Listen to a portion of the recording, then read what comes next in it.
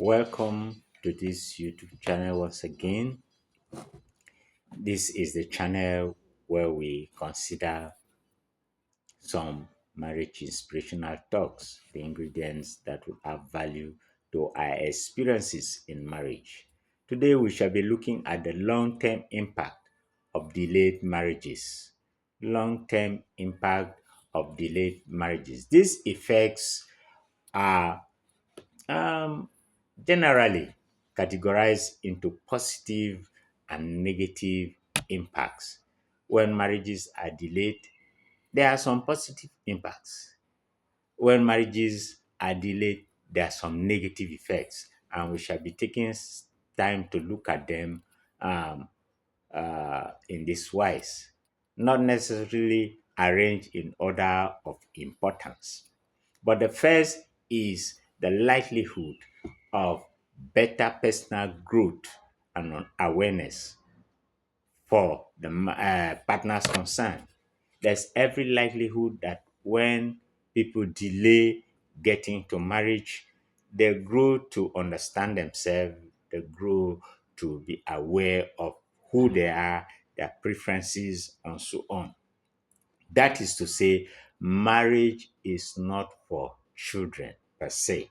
And of course, mark you, we are not talking of children in terms of age. Um, the chronological age does not wholly and absolutely determine maturity. And so we're talking in terms of the ability to understand oneself and to hurriedly be aware of oneself.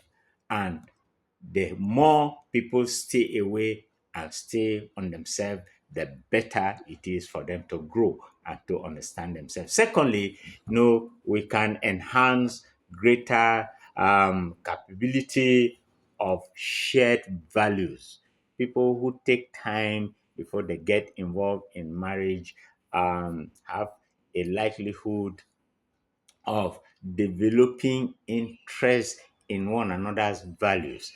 They have taken time to grow and they have taken time to understand each other's values, and it makes it easier for them to accommodate each other's values into their own values. Of course, we have personal values, and that is very, very important to note that the more you get your spouse's value into your own values and accommodate each other's value, the better it is for that marriage and the better it is for the couple to dwell together. The next one is improve communication and conflict resolution skills.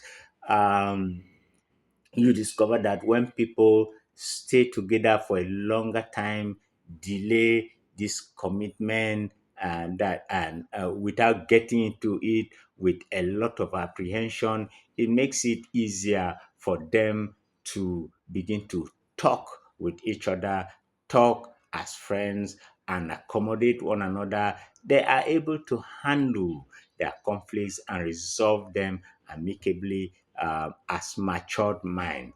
And then it may include financial security. It may include. Let me put it that way, because if you go ahead and you are delaying it because of money and not doing anything, you have yourself to blame. No matter how long it stays, well, it can remain that way. So it may include financial security because you would have had some time to work towards your goals in the area of securing financial autonomy and sufficiency for yourself.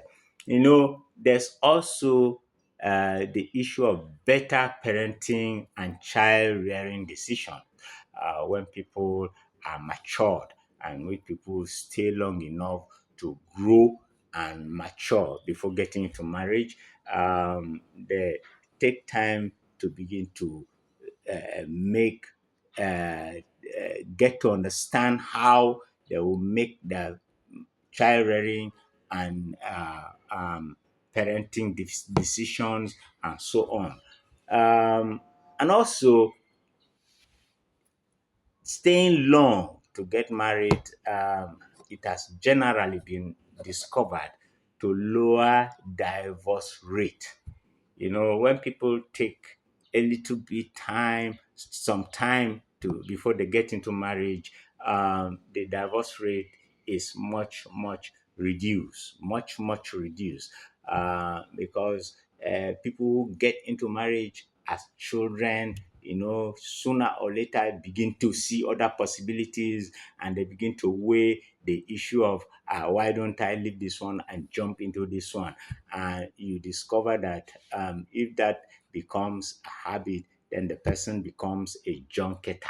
So, and closely tied to that is the fact that there's increased commitment to the marriage for people who are, a lot more advanced, who are more advanced, and who won't get into this very commitment as children. So it is very, very important to note some of these, reasons that have been adduced as being the impact of staying long before one gets into the issue of marriage. However, this might not necessarily be if the person involved is not committed to working things out. We better note this, and this is very, very important. For example, a father might be drumming into the ears of the children, me, I married early, oh, and I found it difficult because as soon as I got married, you people started coming, and I had no time to go ahead, making money and that kind of thing. And that has left me poor. And look, if of course this will keep entering into the head of the children, and whether we like it or not, they begin to grow thinking that they should delay. But the danger is that if they delay marrying and not really getting some things done to get them out, or to establish them on the way of this financial sufficiency, see, no matter how long they stay, they will still get married and be poor. Please, we should take this very cautiously. As you drum this into your children, equally bring the aspect of them getting to know what to do and where to make a career, and follow suit. And secondly, some people have married, in older ages and become very, very poor parents. Oh, yes, some people who had children at higher ages did not necessarily make good parents. No. In fact, some spoiled the children. And this is a two-way kind of thing. So it has to be taken with, some caution. So that is it. And but on the negative side, there's potential regret and dissatisfaction. We'll note that potential regrets, especially at an older age when somebody is almost matured and you begin to see that your children are very small. And meanwhile, the children of your contemporaries are already graduating and that kind of thing. It calls for regret. It calls for regret. And then there is also reduced fertility and reproductive challenges. If you have to wait and go and marry when you're already advanced in age, that those are the challenges that we find. Fertility rate. We'll just pray that you not wait, you and go and begin to marry at menopause. That might not be a very pleasant experience. And there is negative impact on mental and physical health. Let us get that very, very straight. At a time when you are supposed to be accommodating the stress of, bringing children, and tying it up with some other issues, you would have gotten to a point where these things should be going down. And now this is when you're handling them.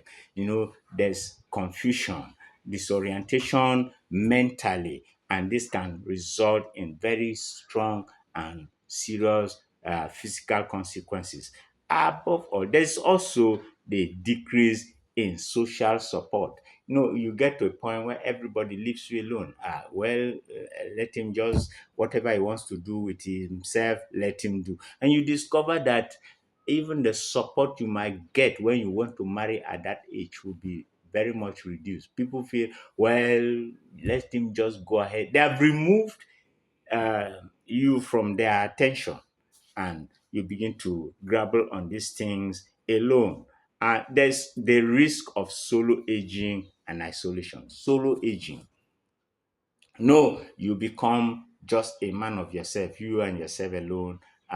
Friends have gone. Their statuses in society would have changed.